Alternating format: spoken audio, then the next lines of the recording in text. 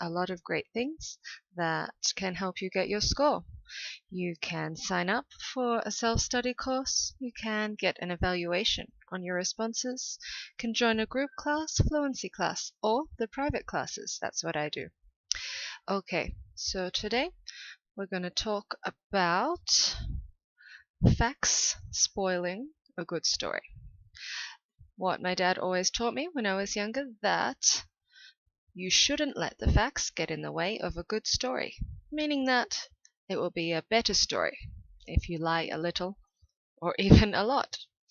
And this is something that I tell students often in the TOEFL. It really helps them with their responses, especially question 1, question 2, and question 5. Okay, some of the reasons why it helps are as follows. 1, you might not have any good examples or any experience with the topic. You just look at the topic and you think, oh, I'm lost. I've got nothing. For example, the topic is classical music. You've never listened to it. You don't know if it's good or bad. You have no experience. So what do? Well, you have to say something that's not true, get a story from someone else and make it your own, or just get something from thin air. Okay, another reason is that you have a great example for your response, but it's really difficult to explain, it's really long. Or your example might be a little bit off topic, but you want to use it. That's fine.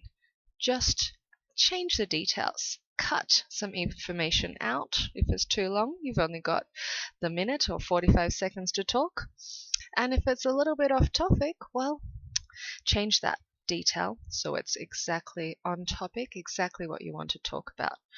For example, the question could be about one sport, like tennis, and you've got a story about basketball. Well, that doesn't really matter. You just say what it should be in the question, and that way you're going to be able to use your amazing story, even if it's not exactly what they say.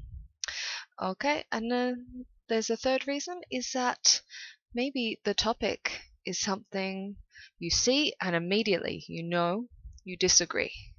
But when you try to think of your reasons, you realize it's so difficult to explain your reasons, that you haven't got a clear-cut way to do it in a short time. So this is when you have to realize that even if that's your true belief, that you should go with the opposite one because it's easier to explain.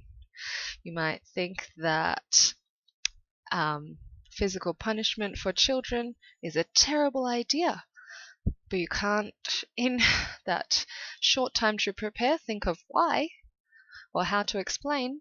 Then say it is a good idea and use some other examples that you've heard other people saying. So yeah, the basic thing from today's speech is, remember that this is an English test. This is not a truth test. And you really should practice making up stories, changing your stories, making them longer, making them shorter, changing some details. Look at as many topics as you can and make sure you're always ready. Okay, these examiners, they have no way to call you up later and check, oh, were they telling the truth about this? It's not important. They just want to know that you are fluent and that you can do what they ask. So be flexible and do your best. Okay, so that's all for today. Thank you for listening, and I wish you good luck on your test.